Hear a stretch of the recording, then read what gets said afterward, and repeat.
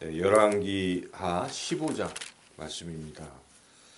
우리가 읽었던 대로 열왕기하 15장은 이 남유다의 왕, 여기 아사랴라는 왕, 다른 이름으로는 우시야라고도 하지요. 이 왕에 대한 이야기, 그 아들 이제 요담, 이런 얘기가 기록되어 있고, 북이스라엘에는 여러 왕들이 아주 짧게 이렇게 교체가 되었다. 이제 그런 이야기가 이렇게 쭉 기록되어 있습니다. 그래서 이 말씀을 통해서 우리가 하나님께서 우리에게 어떤 말씀을 하실까를 깊이 또 생각해 봐야 되는데요. 가장 큰 그것은 결국은 심은 대로 거둔다. 이런 그런 메시지를 우리가 얻을 수가 있습니다. 여기에 보면은 특별히 이제 남유다 왕에 대한 평가, 열왕기 저자의 평가는 그래도 하나님 앞에서 정직히 행하였다. 이렇게 계속 표현하고 있습니다. 물론 산당을 제거하지 않아서 백성들이 그 산당에서 때로는 우상도 이렇게 섬기는 그런 죄를 부분적으로 범하는 것은 있었지만은 전체적으로 이 남유다 왕들은 하나님을 잘 섬겼다는 것이죠. 정직히 행하고. 그런데 북이스라엘 왕들은 한결같이 그 자기 시조인 여로보암을 따라서 그 우상, 금송아지를 섬기고 하나님을 버리고 철저히 우상만 섬긴 이런 악한 일을 범했다. 이 이야기가 이제 계속 그 반복되고 있지 않습니까? 우리가 한번 찾아서 읽어본다면 3절, 4절 같이 한번 읽어볼까요?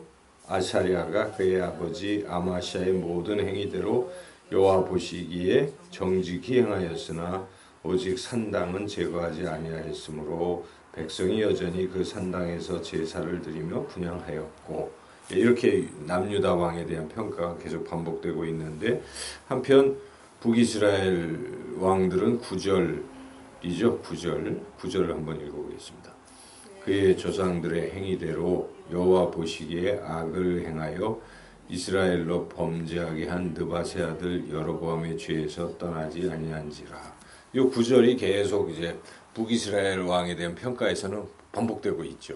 지금 그 이야기가 지금 계속 여기 기록되어 있습니다. 이게 지금 그런데 결과를 이제 우리가 보면은 17장으로 가면 이제 다음 장에 가면은 북이스라엘 멸망합니다. 아수르 여기 등장하는 불이라는 디글랏필레스의 이 왕에 의해서 결국 멸망하고 마는 거예요. 그 다음 그 아들에 의해서 멸망됩니다. 그래서 북이스라엘은 이제 30년 정도 걸린 거거든요. 30년 뒤에 멸망하죠. BC 722년에. 그러나 남유다는 그 뒤에도 한 150여 년 계속 지속되다가 BC 586년경에 이제 멸망하고 있어요. 그래서 남유다와 북이스라엘을 우리가 비교해서 생각해 본다면 결국 남유다는 그래도 이렇게 하나님을 섬기는 가운데에 그게 좀 연장이 됐던 것이고, 북이스라엘은 어떻습니까? 이렇게 하나님을 대적하니까 그 결과 금방 다 멸망했다.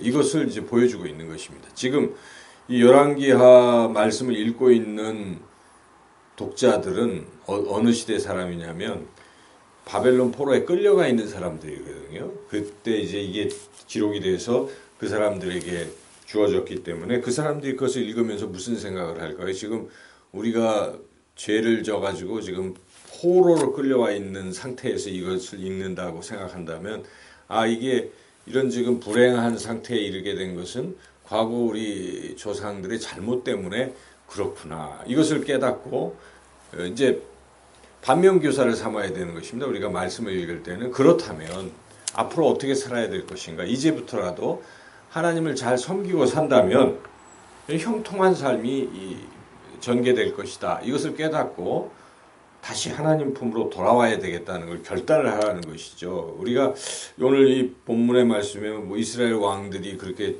변화되는 것에 대해서 잘 모르잖아요. 근데 우리가 깨달아야 될 진리는 하나님을 잘 섬기는 사람들은 하나님이 거기에 맞게 복을 주시는 것이 그건 틀림없습니다. 하나님이 심은 대로 거두게 하시기 때문에 눈물로 씨를 뿌리는 자는 기쁨으로 단을 거두는 것입니다.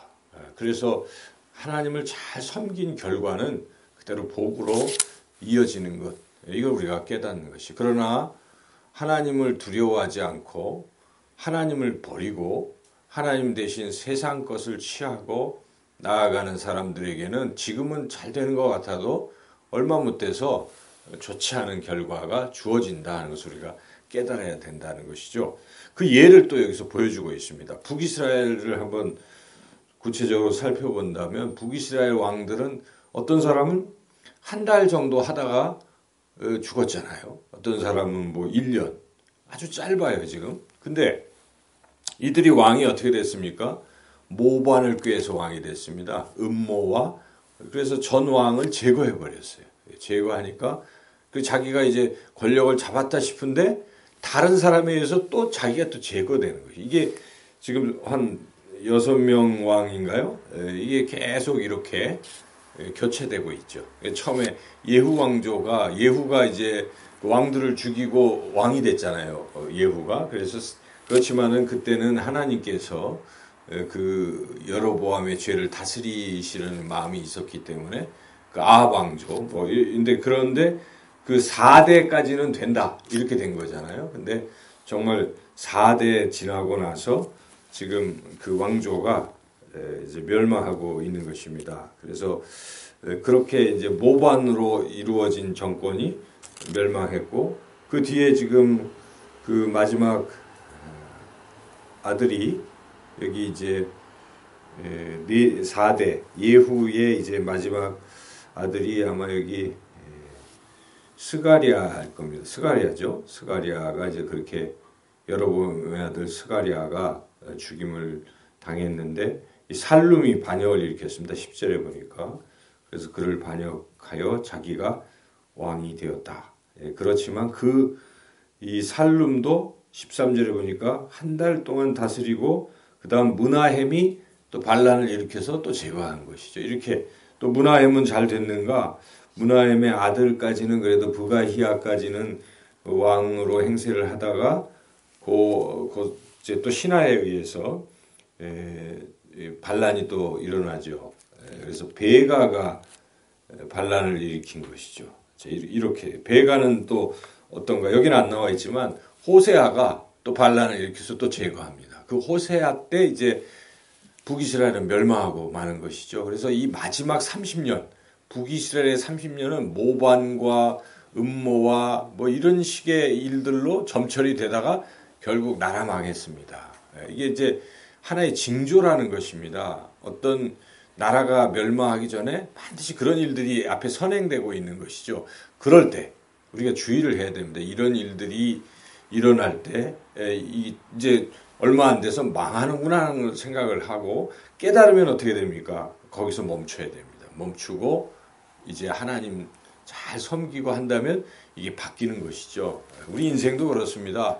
우리 인생에 하나님을 섬기지 못하고 세상을 취하고 세상 속에 빠져서 이런 경고가 우리에게 주어질 수가 있습니다. 이런저런 일로 어려움을 겪을 때 그때 구원받는 사람, 은혜 받는 사람, 복 받는 사람들은 그때 깨닫는 것이죠. 이러면 안 되겠구나. 그래서 수정을 해야 돼요. 수정을 하고 하나님을 잘 섬기는 삶으로 돌아서면 하나님은 그러신 분이에요. 우리가 쭉 성경을 읽어보면 아무리 악인이라고 하더라도 회개하고 돌아오면 하나님이 용서하시고 새로운 것을 주시는 하나님이시기 때문에 우리가 어떤 상황에서 하나님 앞에 딱 돌아오게 된 거 은혜고 그렇게 이제 돌아왔다면 하나님을 잘 섬기고 나아간다면 하나님께서 풍성한 그런 결과를 주실 줄로 믿습니다. 이렇게 새벽에 나오는 거 참 귀한 것이라고 저는 생각합니다. 여러분들이 새벽에 나왔다는 것은 하나님의 존재를 인정했다는 것입니다. 하나님 계시다는 생각을 가지고 그 하나님 앞에 도움을 청하고 하는 그런 자세는 굉장히 귀한 것이고 그것은 자기 힘으로 그렇게 한 것이라기보다 하나님의 은혜로 인도하신 것입니다. 인도하셨기 때문에 이후에도 인도하실 것입니다. 그래서 우리가 그런 귀한 어떤 은혜를 받았을 때 더욱 하나님을 잘 섬기고 나아간다면 형통의 삶이 될 것이고, 그러나 우리가 계속 깨닫지 못하고 하나님을 멀리 떠나고 살면 북이스라엘의 이 미래처럼 망하게 된다. 그건 성경이 우리에게 분명히 가르치는 것입니다.